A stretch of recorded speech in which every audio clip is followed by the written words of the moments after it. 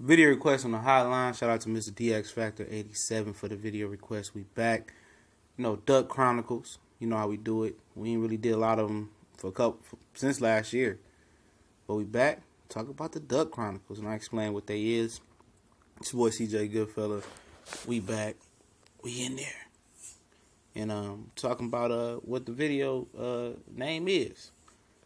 Did Golovkin and Canelo Alvarez fight each other again and going to fight each other a third time, because they already talking about a third fight? Are they doing this to avoid the competition at middleweight?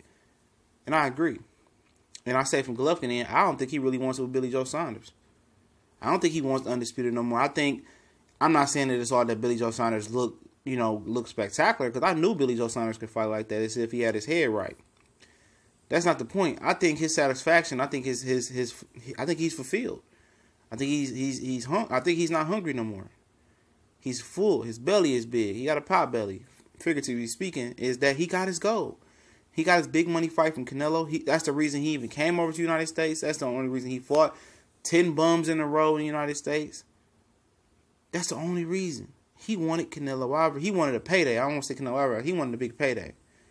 And now that he got his big payday, from Canelo, and he might get 3 of them, I think he's happy. I don't think he cares about moving up to super middleweight, because it's a danger zone now. You got 6'3", 6'2.5", 6'3".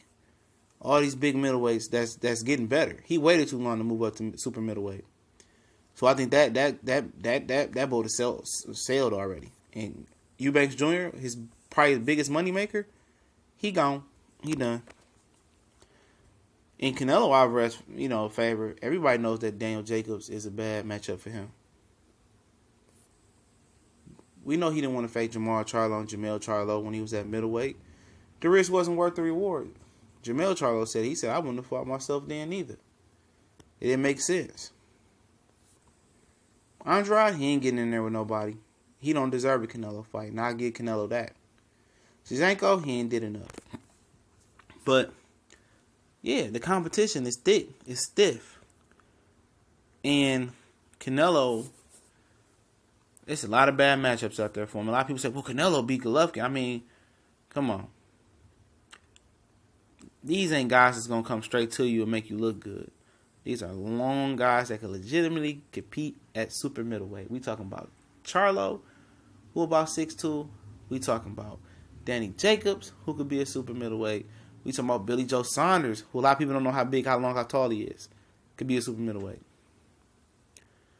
Golden Boy came on and said, we don't want Billy Joe Saunders. We good. He moved too much. We already fought a runner in Arizona Lara. So you gotta just look out for the articles and just read them. You gotta read between the lines. They telling you that we don't want this type of guy.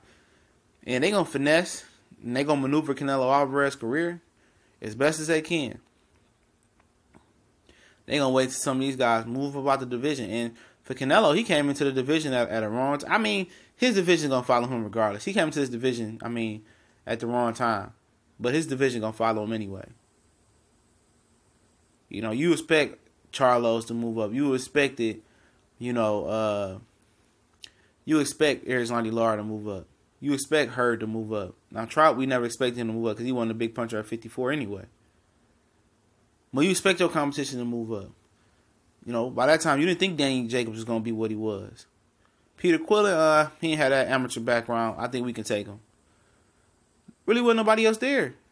Now you got Billy Joe Saunders that look in shape. That look good. You got Danny Jacobs that didn't hit a confidence level that look otherworldly now. And his skills is like otherworldly as well right now. I mean, it's no big money fight out there for him. It's all high risk, low reward. So, of course, yes, they're ducking the competition. And the one high reward for Gennady Golovkin is not a high risk, because Billy Joe Saunders is showing that he still has a pulse and he's in his groove and he's in the zone and he found happiness. He found peace. And you might find Golovkin whooping on Golovkin's ass. And that's a bad matchup for Gennady Golovkin. Bad matchup for Canelo. I put money on Canelo get smashed by Billy Joe Saunders. I put money on Jamel Charlo to smash Canelo. Depending on how he look versus Hugo Centennial Jr. Hugo is a big super middleweight as well. He about 6'2.5". Middleweight. I put money on Danny Jacobs to beat Canelo. I think Canelo can do something with Jacobs, but Danny Jacobs is just, I favor him. I have to change my mind. I thought Canelo could get Danny, but Danny just looking great right now. I mean, could Canelo beat Shevchenko? Possibly. Arias for sure. Spike O'Sullivan for sure. Lemieux for sure. He can beat those guys. He can beat those guys. So Ryota Murat, whatever his name is, he can beat him. But the answer to the question is yeah, they ducking the competition, but there's no big reward there. We gone.